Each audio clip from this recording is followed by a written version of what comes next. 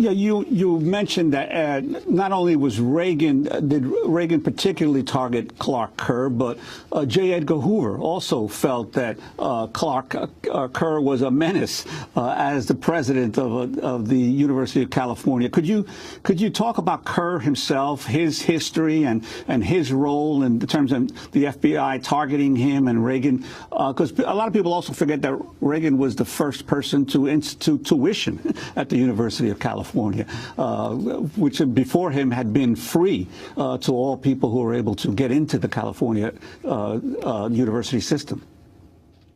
Yes. Clark Kerr is one of the towering figures in American higher education. He was born in 1911, coincidentally the same year that Ronald Reagan was born. Kerr came from a rural part of Pennsylvania. His father was a farmer and a teacher. And Kerr worked on the farm as a boy and attended a one-room schoolhouse. Kerr has written in his memoirs that he had a teacher at this one-room schoolhouse named Miss Elba who took an interest in him and had a profound impact on him. She helped him become a good student, and as a result of that, he went on to attend Swarthmore College. So Kerr has always felt from his very early days very strongly about the power of education to transform people's lives. At Swarthmore, Kerr becomes a Quaker.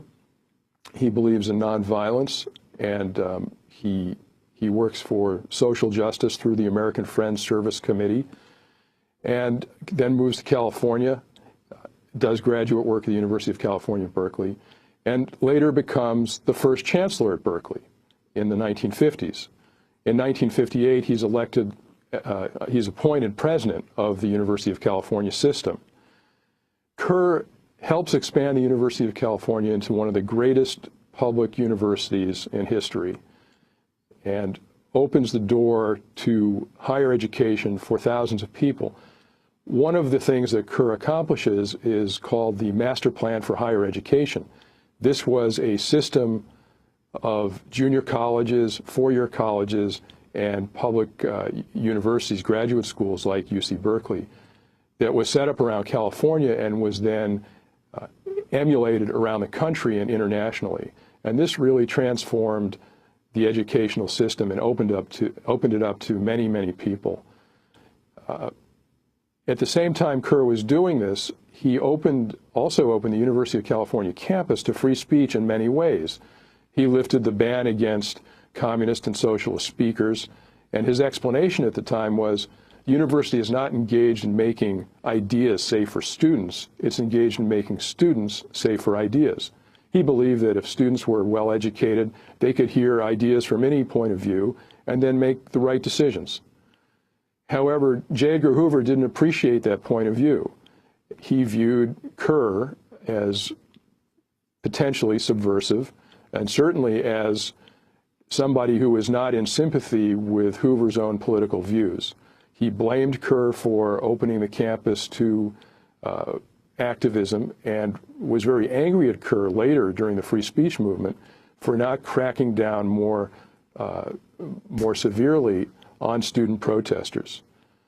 So in my Freedom of Information Act lawsuit, I requested any and all records concerning Clark Kerr, and the FBI released over 1,000 pages on him. And what these documents show is that the FBI did normal background investigations of Kerr because he was in a high position at the university and was overseeing the nuclear radiation labs, but that the FBI also used these background investigations as a pretext to try and sabotage his career.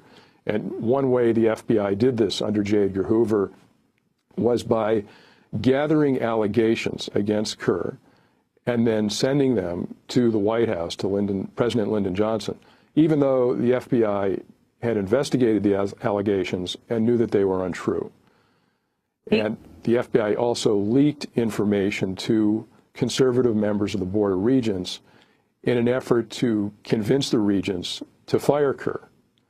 But Kerr had a very staunch ally in Governor Pat Brown. And as long as Pat Brown was the governor of California, Kerr would remain as president of the University of California. So when Ronald Reagan was elected in in November of '66. FBI officials saw this as a breath of fresh air.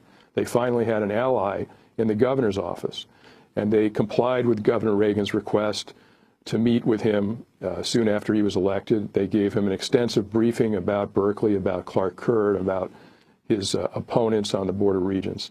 And then very shortly thereafter, Kerr was fired at the University of California. I want to turn to an interview from the 60s with FBI Director J. Edgar Hoover speaking about how the American Communist Party was committed to the overthrow of the government by force and violence. I think that communism is as serious a menace to the United States as it ever was, if not more so. The tendency to judge the strength of the Communist Party by its membership in numbers is fallacious, and I think can lead us into very serious trouble, because today you have in charge of the Communist Party a hardcore, fanatical group of members who are dedicated to the overthrow of our government by force and violence. The Communist Party itself is a part of an international criminal conspiracy for the destruction of the American way of life. So that was J. Edgar Hoover.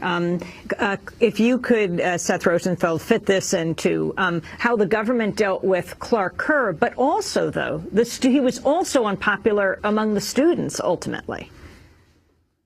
Yes, he was.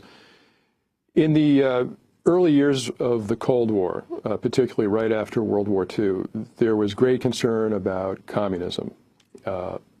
There were links between the Communist Party in the United States and the Soviet Union, and the Soviet Union did attempt to use some Communist Party officials in the United States to gather nuclear secrets and other information from the University of California. But by 1957, the U.S. Supreme Court had ruled that being a member of the Communist Party was not in and itself illegal. There had to be further evidence that a member of the Communist Party was engaged in espionage or breaking a law. Despite this court ruling, the FBI continued to intensively investigate communists, socialists, and according to congressional findings in the 70s, virtually anybody who challenged the status quo, and amassed more than 500,000 files on American citizens. So at Berkeley, Hoover was extremely concerned about dissent, and he focused on Clark Kerr and tried to get him fired. At the same time, the student activists viewed Clark Kerr as their adversary.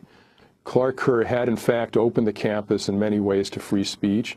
He believed in public debate, but he had not responded quickly enough to the students' challenge in 1964 against a campus rule that still prohibited free speech on campus. Kerr came from the point of view that keeping politics off campus would protect the university from outside political influences and therefore protect academic freedom. But many of the students, particularly Mario Savio and other people who had been involved in the civil rights movement, saw this rule as an outrageous limitation on their free speech rights. Savio had spent that summer in the South registering blacks to vote. He had faced down the Ku Klux Klan. He'd been assaulted by the Ku Klux Klan. And he returned to campus in that fall of '64 only to find that this rule prohibited him from even handing out a leaflet on campus. So when Clark Kerr failed to lift this rule, the students came to view him as their enemy. Clark Kerr was really the man in the middle. On the one hand, he had Ronald Reagan challenging him, accusing him of being weak on student protesters. On the other hand, he had Mario Savio and other student activists who viewed him as their enemy. And then behind the scenes, unbeknownst to anybody at the time, was J. Edgar Hoover's FBI secretly working to get Clark Kerr fired, and meanwhile secretly giving Ronald Reagan personal and political help. Seth Rosenfeld, we just have 30 seconds, but what were you most shocked by? I mean, that's a big question to ask for someone who's done this research and gotten so many hundreds of thousands of pages from the FBI and done this research for 30 years. But as you publish this book this week, Subversives, the FBI's War on Student Radicals and Reagan's Rise to Power, what most shocked you? I think what I found most shocking is the extraordinary breadth and depth of the FBI's activities concerning the University of California and its focus on First Amendment activities under J. Edgar Hoover. The documents show that the FBI took techniques developed for use against adversaries during wartime and turned them against people involved in legitimate public dissent at UC Berkeley. And ultimately, my book, Subversives, is a cautionary tale about the dangers that secrecy and power pose to democracy. Well, we want to thank you very much for being with us. The book Subversives has come out this week. It is by Seth Rosenfeld. He was an award-winning reporter for the San Francisco Examiner and San Francisco Chronicle for almost 25 years. Thanks so much. This is Democracy